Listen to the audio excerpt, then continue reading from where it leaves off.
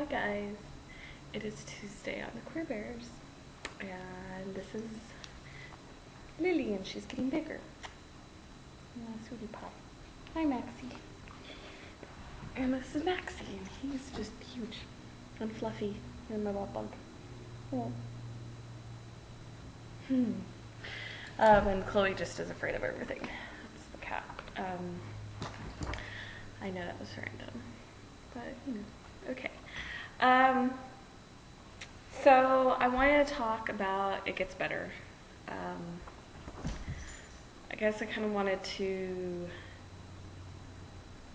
share my story.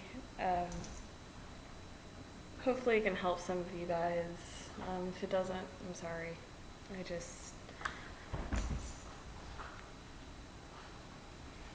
don't know. I think that everybody needs someone, to help with the hard times and stuff like that, and I'm always here to listen. I have known since I was a little girl that I looked at women differently. Not as like a sex object, but I was thinking, oh, they're pretty, but not in the sense of, oh, she's pretty, like, typically straight girls are like, oh, she's cute and all that kind of stuff. No, it was more like, oh, she's cute, she's the type of girl I would date or like to get to know. And not, when you're a little girl, you're not thinking anything more than, oh, she's cute and all that kind of stuff. But I tried to shrug it off. I dated tons of guys. I just never,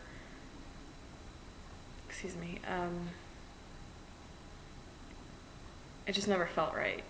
And it wasn't, oh, well, that guy's wonderful and maybe he's just not the right guy for you. Well, no, there was nothing right about the whole situation. Like, I just didn't feel right.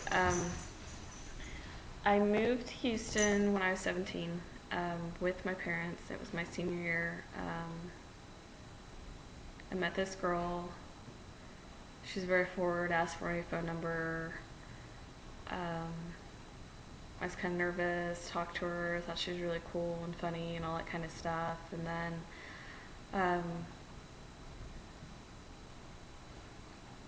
I didn't even know she was lesbian because where I came from, no one talked about it. I didn't even know there was a name for it.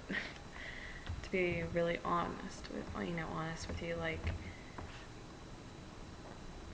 I just knew I liked women, but I just never wanted to admit it. And then she pursued me and all that kind of stuff, and I realized that I really liked her, and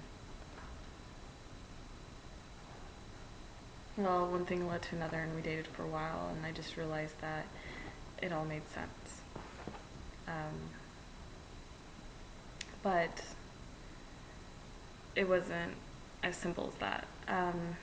It was really hard because I was raised Catholic, and my dad used to make fun of gays and call them faggots, and he meant it in a negative term. Well, there was no way in hell I was coming out to my parents, and I was having a really hard time coming out to myself. At one point, I tried to kill myself. I had all these issues and stuff like that. I was going to therapy, but it was still really hard. I'm now 24. I came out to my dad. My parents knew. I just didn't want to, because of how I was raised, I did not want to disappoint them.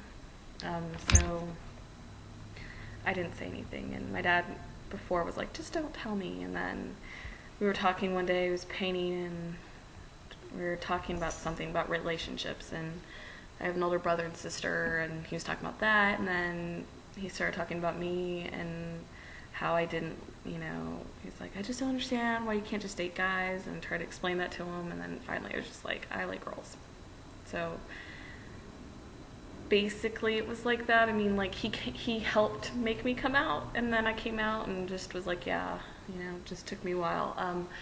My mom I've never met because she likes to flaunt her family's flaws and feel like a superhero for being able to accept all the issues. So I don't agree with that, and I don't know, but I still go to therapy.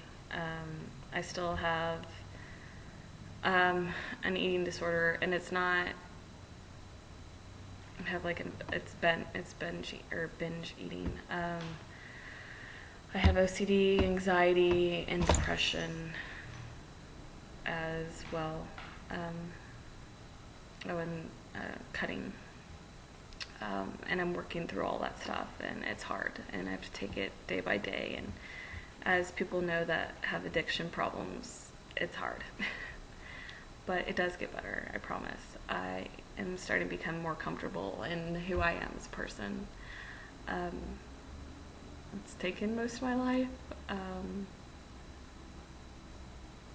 You know, just I always realized I was not the type that fit in with, I don't know, normal people, but what's normal, right? But please, if you're having a hard time, please get help. Please find someone that you can talk to, a teacher, a counselor, your parents, your friends, your aunt, your uncle, your grandmother, you know, next door neighbor, you know, family friend, your godparents, whatever, whoever. Please talk to someone. You know, you can talk to me if you need someone to talk to. I'm always here to listen and answer your questions about anything. Please, please, please, please, please leave me messages.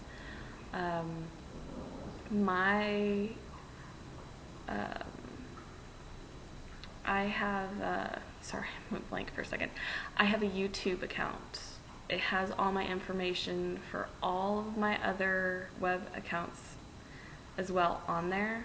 So if you don't want to talk to me via YouTube, you can I have Tumblr, and I know I'm not supposed to talk about it, but I have a Tumblr. If you need to ask something and you don't want me to know who you are, ask it anonymously. And if you do want me to know who you are, I promise I will never tell anybody anything. It's not my business to tell people other things. If you're in Houston area, please contact the Montrose Center. If you're not, look up local, you know, community centers for the LGBT community. If you don't have one close by, call the Trevor Project. They're there to listen. Please, please, please get help. I promise there is light at the other tunnel. I hope that you guys have a great week. I'm not sure if anybody actually watches this. You know, you can look at it and change a page really quickly, and it pulls up the one like one person has watched it or whatever. But please leave me messages. I'm hoping it helps someone. If not, I'm sorry. Have a great week. I love all my castmates for the different days and all that good stuff. I hope you guys are doing well. And sorry about not being here last week. Bye.